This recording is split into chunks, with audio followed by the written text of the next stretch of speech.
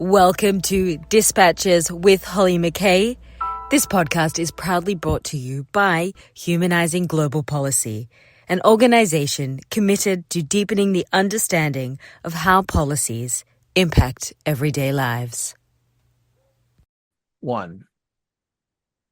Hey, welcome back to another episode of Dispatches with Holly McKay. Today we're going to be talking about children, but we're going to start with a fairly sad tale of kids, in particular, the children that have been taken rather systematically in the Ukrainian war from the Ukrainian side of the conflict to the Russian side of the conflict. Something around, I think in your article, you said about 20 to 30,000 children so At far. least. And It's a that's very a large number. modest estimate. Yeah.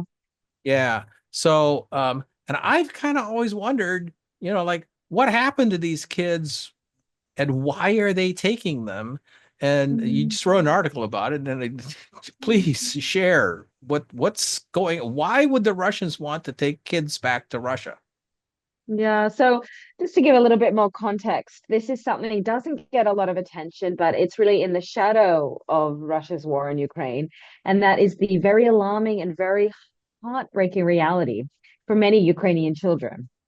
So basically, in areas that Russia has gone in and occupied, or areas that were previously sort of under Russian occupation, they're basically taking children in those areas. So somewhere like Mariupol, that was invaded and taken over very early in this war.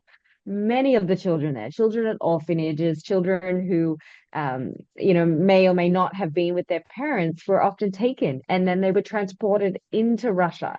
And basically given entirely new identities. In many cases, their names were changed. They were taken to Russian families, including Russian officials that were adopting these poor Ukrainian children. And Russia basically made this legal for these poor children, babies, whatever their age, to be taken in by these families and told that maybe their family in Ukraine doesn't want them anymore, or that their parents have been killed, and basically cut off from the rest of the world. And again, given new IDs, given a Russian passport.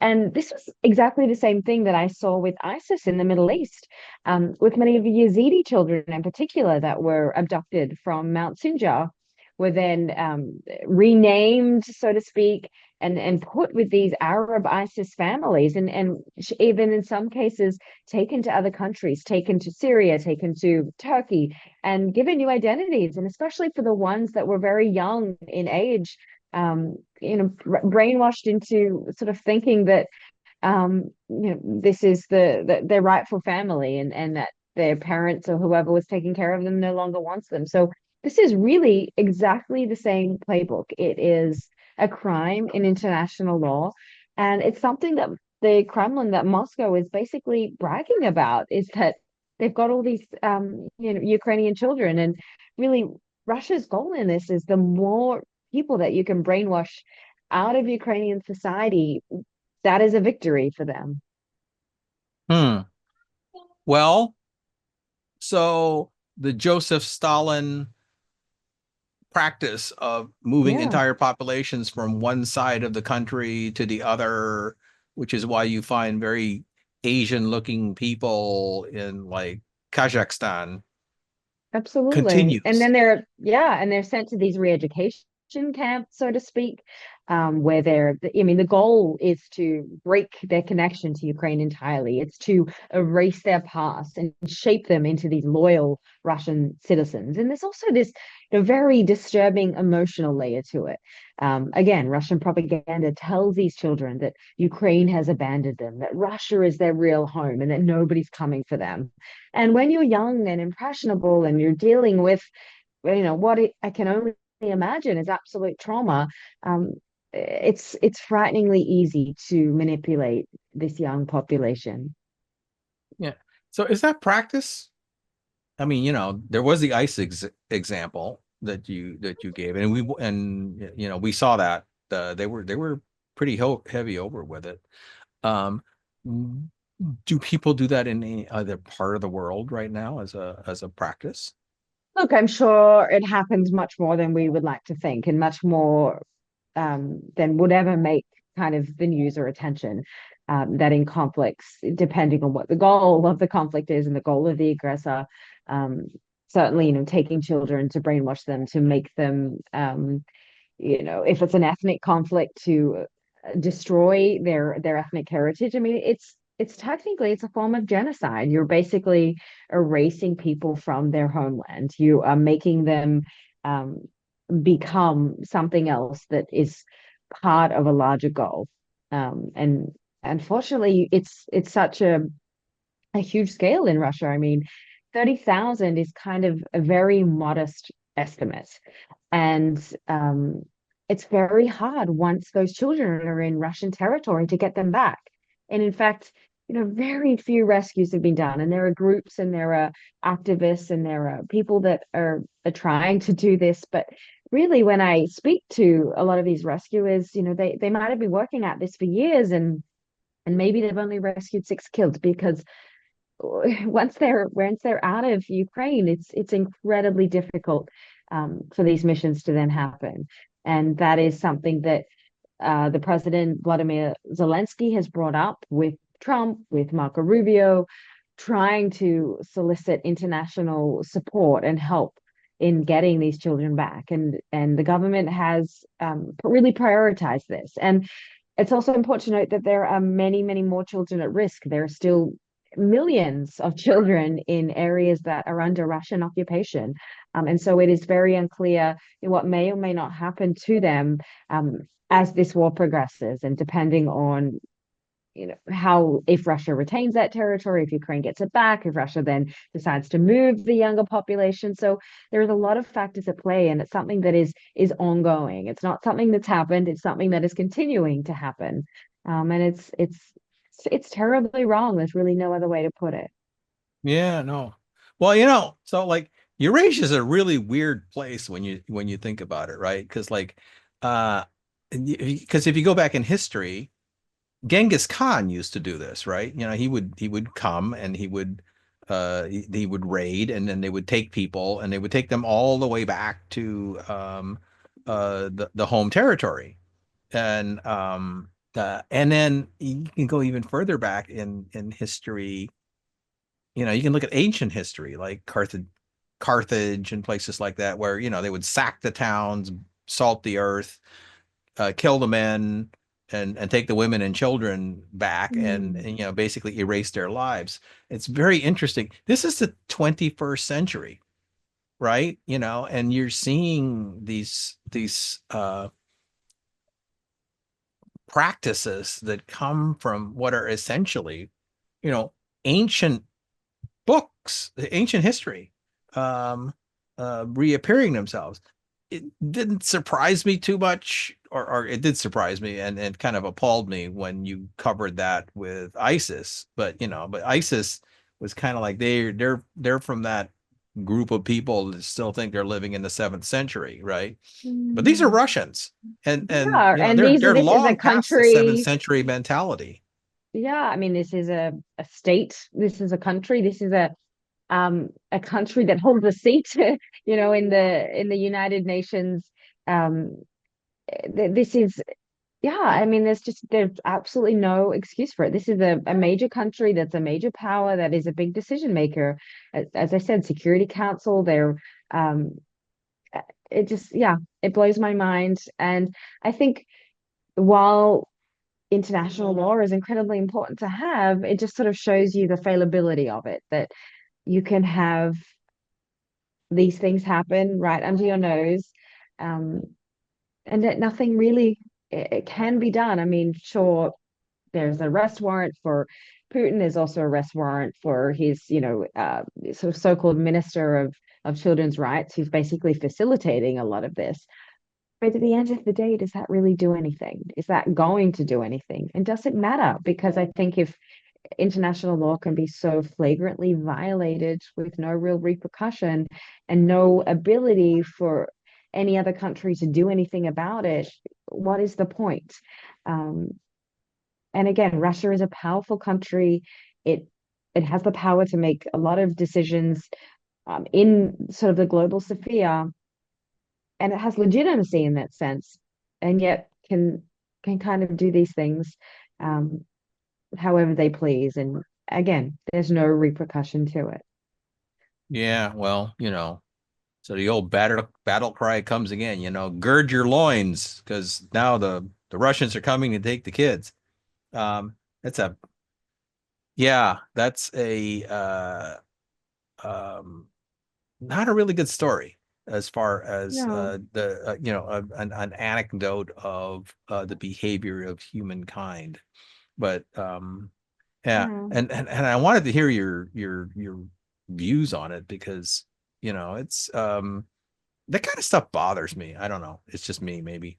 But It is. And I hope people that, I mean, there are a lot of people out there that seem to have sympathies for Russia in this conflict, but I hope that they can look at this story as a standalone and just see that however you see a war, does this sound right to you? I know. Well, Yeah. that's really, that goes back to our previous conversation about the fate of the innocent and the children, and they always seem to be the ones that get whipsawed around. Hey, Yeah. um, so let's move to happier stuff. I have been watching you blossom as a mommy over the past few months, and but more important, it's you your little girl has blossomed right there with you, and she has become your total mini me, in every sense of the word. So how does it feel now, going from a newborn to a kid that can count, a kid who can do sign language, a kid who can tell you what's on her mind? And um, what's the difference? I mean, this Yeah, it's a pure motherhood question. it is. I mean, it's just amazing. Right now, Raven is at my feet. She's got avocado all over her hands, I think. Um, but she's just, yeah, I mean, she's just, in one ways, it's this interesting dichotomy where you're so sad sometimes, like as you look back at old photos and you do realize how fast time goes, and you're like, I just had her a month ago. How is this possible?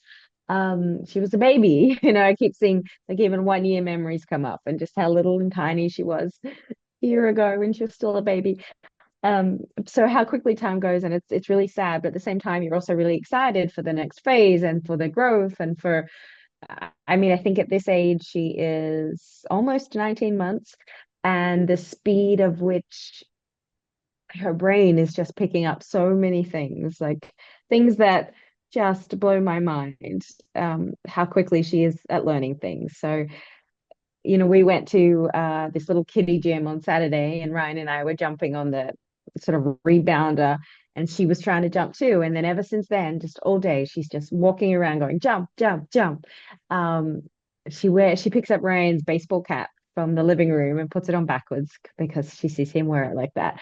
So you really do have to watch yourself, because I think at this age, yeah, she's just picking up so much. So yeah, it's amazing. So it's also just, yeah, I'm having a lot of fun watching her grow, and it's really nice I am still working full time, but being a writer, I guess, carved my life in being able to work from home and work independently, which definitely has cons, but certainly the pro of that is being able to have more time with Raven. I don't think I'll ever regret that. And I do, when I think about the landscape that we're in hearing about moms that have to go back to work, I mean, they're lucky if they get 6 weeks off, and then even younger than that. I mean, we don't even by law allow someone to buy a puppy until they're 3 months old, 4 months old. So, how are we in this situation where we are supposed to be, the richest and most powerful country in the world, And yet we're the only developed country with zero federally mandated maternity leave. And we make it incredibly difficult to be a mom. And at the same time, you have governments on both sides of the political spectrum trying to say people need to have kids, we need more kids. There's quite an obvious population decline, but we don't create an environment that makes that particularly easy. And so that's something I never really understood until being a mother myself. And it's something I'm trying to learn a lot more about, and something that, in the future with some of the projects I'm working on, would like to do more in that space. I don't think it should be a political issue. Unfortunately, it's become this sort of political issue of, well, the government can't be doing this. But I just think, again, we can see that there is a lot of waste in this country, and certainly money directed in that way, I can't see that that would be a waste. The children that, really should be priorities. And I think you can't prioritize children without supporting the mother to do that. And we've made it just incredibly hard for mothers. And my heart absolutely breaks for women that have to go back, to leave their child for 10, 12 hours a day at such a young age. It should not be the case in the United States of America.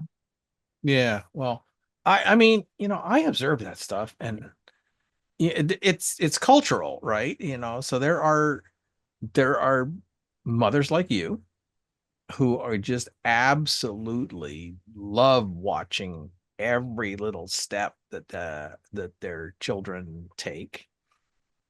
But there's also people like, really want to get back to doing their own thing. There's also people who don't want to do it at all. Um, and I always have to remind myself that, there's 300 some million people in this country, which means there's 300 million opinions on how things should be.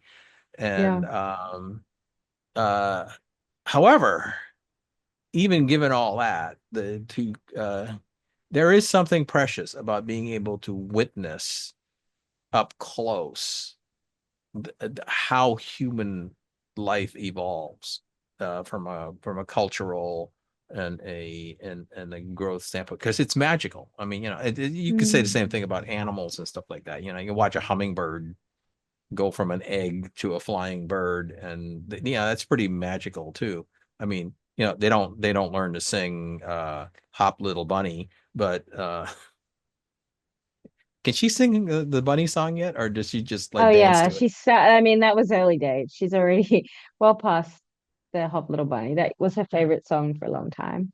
And then Open Yeah. Shut Them. So she has a lot of favorites. She likes Baby Shark too. She sings that quite frequently. So singing is a great way to also teach language, I think. Um, because yeah, having the tune, she really picks that up very quickly. She can pick up songs, and I mean the alphabet counting. She's picked that up because of the rhythm, because of the tune that comes with that kind of enables her to sing it. I think babies, it's very true, something I saw about all of us being sort of natural born artists in many ways, is that babies will sing sort of before they speak. And that's very true. And that they'll also kind of dance before they walk. And so there is just this inherent artistic quality that we are born with, that sadly most of us lose as we get older. Well, don't ask me to sing karaoke, because it's not a pretty sight. So how's that changed you? I mean, you're watching the kid, but how about when you look Yeah, in the mirror, what do you see that's different? I just think it's I in all the best possible ways. I think it teaches you a certain level of multitasking, of calm. I mean, I always say that Raven is my greatest spiritual teacher, because she teaches you just a depth of love that I don't think I could have imagined before having her. So just in all the best possible ways. And so when I see a lot of Gen Z kind of, oh, we don't, we want this, what is it, the Dinka double income, no children or something. And I was just talking to a friend about this earlier today.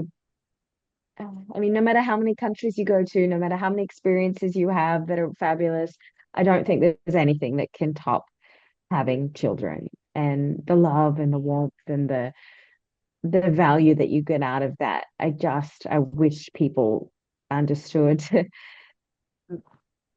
Yeah, if you can, you should. Yeah, yeah. Oh, I agree. I agree completely. Well, I mean, Yeah. And that also so makes my heart break. That also makes my heart break for people that can't and people that want that. And again, I think there's a lot that we can do, as a country to support that. I mean, and it's soul crushing. I can, but but the cost of trying to go through fertility treatments, of trying to um do that, I just also think that's an area that, as a community, as a society, that we can also support parents that want to have that experience that for whatever reason can't. And again, another huge area that I want to look into in studies in science is why is there a struggle? Why is there an epidemic right now of infertility and struggles? And I think that is an area that again doesn't get enough attention or resource, and that's our future. And so I really in whatever way, shape, or form, want to be able to support maternal health and support people that have families. And um I just think I want to shout at the rooftops to people that it's worth it. It's worth the sleepless nights. It is worth the stress. It is worth everything to me. Yeah, to be a mom and to raise a child. I just think that is such a big part of why we are here. And I'm also a proponent, yeah, of trying to make people remember that it's not as scary and stressful as you might see on social media. And I think social media has also amplified a lot of the negative aspects of it. And I think that their motherhood needs a little bit of a PR makeover. yeah. Well, I mean, so after listening to all that, Yeah. yeah, my like, who are you? You are not the Holly McKay I met 10 years ago. And she's still there. Trust me. The Holly McCabe 10 years ago is still there. She's just evolved a little bit, but I still have that side. Oh I'm yeah, still no. wild, Well, no, adventurously bad. I see it in your kid, like there's a little bit of She is that my genetic pre-bird. wildness. Yeah, yeah. It's it's Yeah. still there. Hey, yeah, but well, I mean, yeah, And I wanted to yeah. take after And and your daughters are grown up now. So you've been through it all.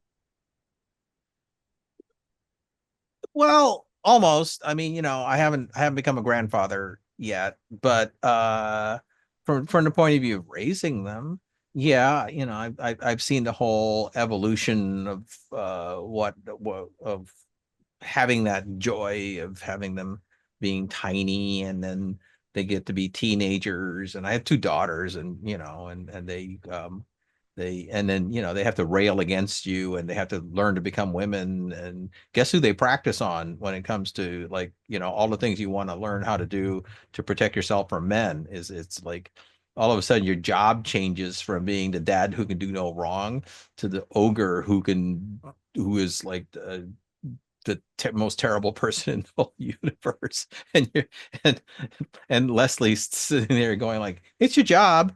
That's part of parenting.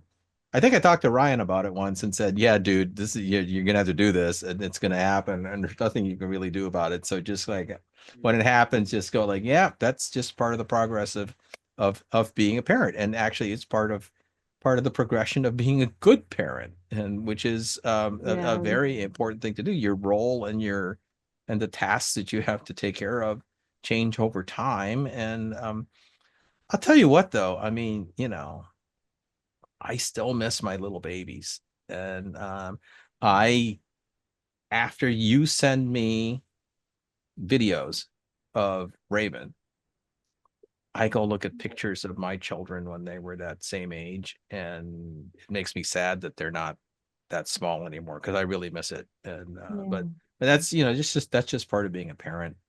Um, and so that's like domestic life, right? And which is very, very different from what we talked about earlier, which is like cultural and social and population engineering on a massive scale using